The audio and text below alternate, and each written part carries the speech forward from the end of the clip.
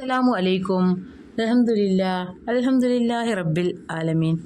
മറ്റൊരാളുടെ മനസ്സ്, നമ്മൾ ഉദ്ദേശിക്കുന്ന ഒരു വ്യക്തിയുടെ മനസ്സ് മാറ്റാൻ പരിശുദ്ധമാക്കപ്പെട്ട ഖുർആനിലെ സൂറത്തുകൾ കൊണ്ടും അള്ളാഹുവിൻ്റെ പരിശുദ്ധമാക്കപ്പെട്ട നാമം കൊണ്ടും നമുക്ക് സാധിക്കും.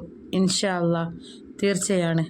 പടച്ച റബ്ബ് ഉദ്ദേശിച്ചാൽ നമുക്ക് അതിന് സാധിക്കുക തന്നെ ചെയ്യും.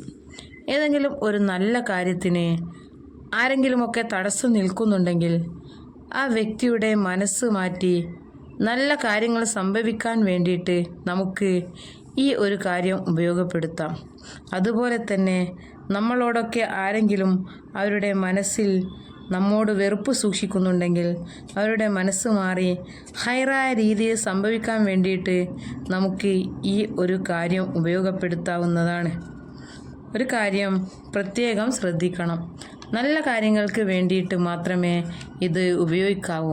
ചീത്ത ഉദ്ദേശം വെച്ച് കൊണ്ടിട്ട് ചെയ്താൽ ഒരിക്കലും നമ്മൾ ഉദ്ദേശിച്ച ആ ഒരു ഫലം ലഭിക്കുകയില്ല.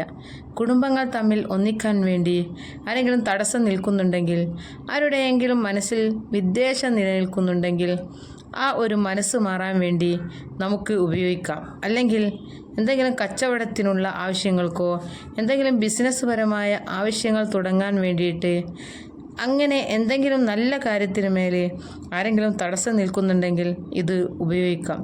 നല്ല ഉദ്ദേശം വെച്ചുകൊണ്ട് വേണം ചെയ്യാൻ. നല്ല ഉദ്ദേശങ്ങൾ എന്തുമാവട്ടെ, ഈ ചെറിയൊരു കാര്യം ചെയ്താൽ പടച്ച റബ്ബ് ആ വ്യക്തിയുടെ മനസ്സ് മാറ്റി നല്ല രീതിയിൽ രണ്ടുപേർക്കും ഹൈറായ രീതിയിൽ പടച്ച റബ്ബ് അത് മാറ്റിത്തരുന്നതാണ്. ഇൻഷാ അല്ലാഹ്, തീർച്ചയാണ്. ഒരു കാര്യം കൂടി പറയട്ടെ, ഈ വീഡിയോ ഇഷ്ടപ്പെട്ടാൽ ഒരു ലൈക്ക് ചെയ്യണേ. ആദ്യം ചെയ്യേണ്ടത്, നമ്മൾ 5 വക്ത് നിസ്കാരം അത് ഖളാ ആക്കാതെ നിസ്കരിക്കണം. അവരുടെ പ്രാർത്ഥന മാത്രമേ മേലോട്ട് ഉയർത്തപ്പെടുകയുള്ളൂ.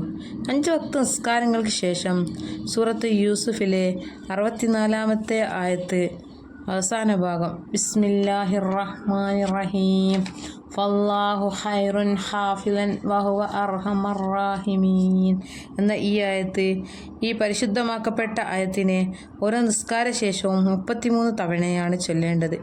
ഈ ആയത്തിൻ്റെ അർത്ഥം വരുന്നത് ഇങ്ങനെയാണ്: എന്നാൽ അള്ളാഹുവാണ് ഏറ്റവും നല്ല കാവൽക്കാരൻ, അവൻ കരുണ കാണിക്കുന്നവരിൽ ഏറ്റവും കരുണയുള്ളവനാണ്.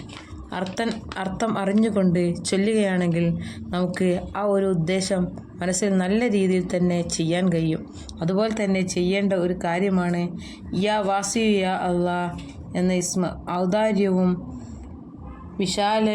അറിവും വിശാലമായവനെ എന്ന ഈ പരിശുദ്ധമാക്കപ്പെട്ട ഈ ഇസ്മ 101 തവണ വീതവും ചൊല്ലുക. അർത്ഥമറിഞ്ഞ് ചൊല്ലാൻ ശ്രമിക്കുക.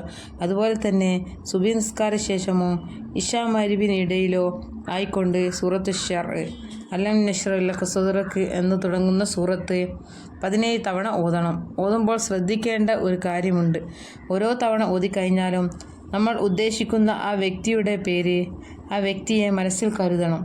ഓരോ തവണ സൂറത്ത് ഷർഅ് ഓതിയതിന് ശേഷവും ദുആ ചെയ്യണം. ഇന്നയാളുടെ മനസ്സ് ഹൈറായ രീതിയിൽ മാറ്റിത്തരണേ എന്ന് പ്രാർത്ഥിക്കണം.